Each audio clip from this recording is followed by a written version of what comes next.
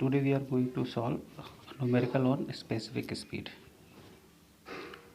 जैसा कि last class में हम लोग डिस्कस किया था कि स्पेसिफिक स्पीड जो होता है वो सेफ फैक्टर होता है किसी भी टरबाइन का। सेफ फैक्टर का मतलब क्या होता है कि for certain range of specific speed, जिसको हम लोग होमोलॉगस सीरीज़ भी बोलते हैं, for certain range of specific speed particular type of turbine जो है वो सेलेक्ट करते हैं हम लोग। फॉर एग्जांपल यहाँ पे हमने एक टेबल बना रखा है कि अगर 8.5 से लेके 30 तक स्पेसिफिक स्पीड है तो जो हम लोग टरबाइन सेलेक्ट करेंगे वो Pelton wheel with single jet होगा। 30 to 51 होगा तो पेल्टन व्हील विथ 2 और मोर जेट सेलेक्ट करेंगे। सिमिलरली 51 to 225 फ्रांसिस टरबाइन होता है, और 255 से लेके 860 तक के बीच में अगर है तो कैप्लन या प्रोपेलर टरबाइन यूज़ करते हैं। अच्छा, ये टेबल आया कहाँ से होगा? लास्ट क्लास में मैंने आपको एक रिलेशन बताया था कि स्पेसिफिक स्पीड जो आपका इफ़िशियंसी टरबाइन का होता है वो स्पेसिफिक स्पीड का फंक्शन होता है। तो जब 8.5 से 30 तक का रेंज अगर उसमें पुट करेंगे हम लोग, पेल्टन व्हील टरबाइन की इफ़िशियंसी में, फ्रांसिस टरबाइन की इफ़िशियंसी में, कैप्लन टरबाइन की इफ़िशियंसी में और प्रोपेलर टरबाइन की इफ़िशियंसी में, तो सबसे ज़्यादा इफ़िशियंसी जो देगा वो Pelton wheel with single jet देगा। बात क्लियर है? तो इस वजह से हम लोग, अगर आपका स्पेसिफिक स्पीड का रेंज 8.5 से लेके 30 के बीच में है तब हम लोग पेल्टन व्हील टरबाइन यूज करेंगे विद सिंगल जेट। अगर 51 से 225 के बीच में है तो फ्रांसिस टरबाइन यूज करेंगे। अच्छा, ये जो स्पेसिफिक स्पीड जो हमने यहाँ पे लिखा है 8.5 से 30 के बीच में, ये एक वैल्यू है, ये डायमेंशनल नंबर है, डायमेंशनलेस नहीं है, ठीक है। और ये वैल्यू निकालते समय जो स्पेसिफिक का फार्मूला हम लोग यूज करते हैं वो फार्मूला होता है n√p डिवाइडेड बाई h का पावर 5/4। यहाँ पे n जो है वो हमने rpm में ले रखा है, p जो है वो किलोवाट में लेके चलेंगे और h को मीटर में लेके चलेंगे। अगर ऐसा करेंगे तब ये आपको रेंज मिलेगी। सपोज कर लो p किसी ने मेगावाट में ले लिया या वाट में ले लिया तो ये रेंज भी जो है वो चेंज हो जाएगी डिपेंडिंग ऑन कि आपने पी जो है कैसे लिया है। वो हर एक कंट्रीज़ में अपना अपना स्टैंडर्ड होता है, बट इंडिया में हम लोग क्या करते हैं, जो पी जो है वो किलोवाट में लेते हैं, एन जो है SI यूनिट की अगर बात करें, एन जो है RPM में लेंगे और एच जो है वो मीटर में लेंगे। तो अगर ऐसा है तो क्या करेंगे, एक न्यूमेरिकल इस पर देखते हैं, उससे और चीज़ें क्लियर हो जाएंगी। तो इतनी बात क्लियर है कि जो स्पेसिफिक स्पीड जो होती है वो डिसाइड करने में हेल्प करती है हमें कि पर्टिकुलर सिचुएशन में हमें कौन सी टरबाइन सेलेक्ट करनी है। तो अगर स्पेसिफिक स्पीड का रेंज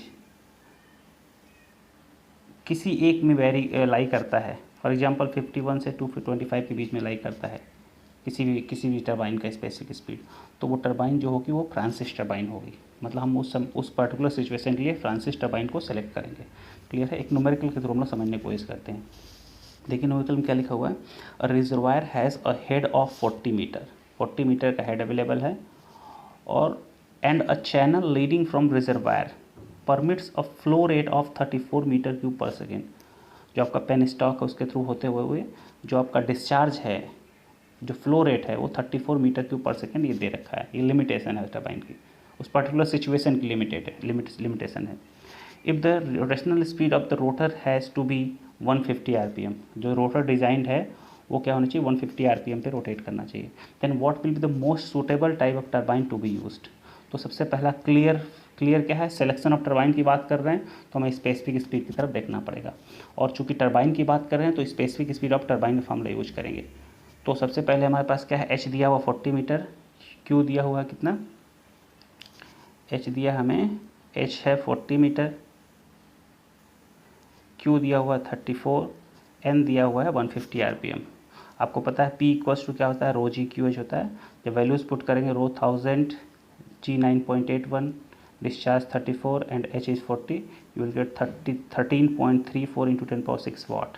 और आपको पता है कि स्पेसिफिक स्पीड का फार्मूला जो होता है n√p डिवाइडेड बाई h का पावर 5/4 होता है, और p किस में होना चाहिए, किलोवाट में होना चाहिए, ठीक है। n किस में होना चाहिए, RPM में होना चाहिए, h किस में होना चाहिए, मीटर में।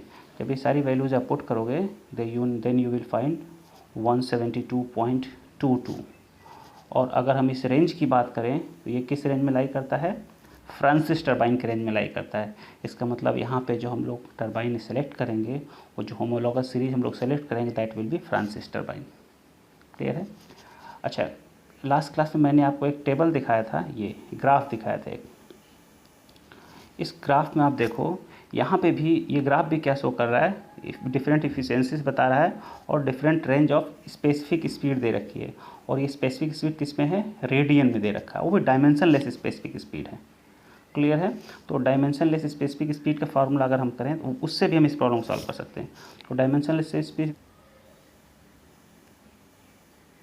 N S equals to N root P divided by rho का पावर 1/2 ब्रैकेट में जी एच का पावर 5/4।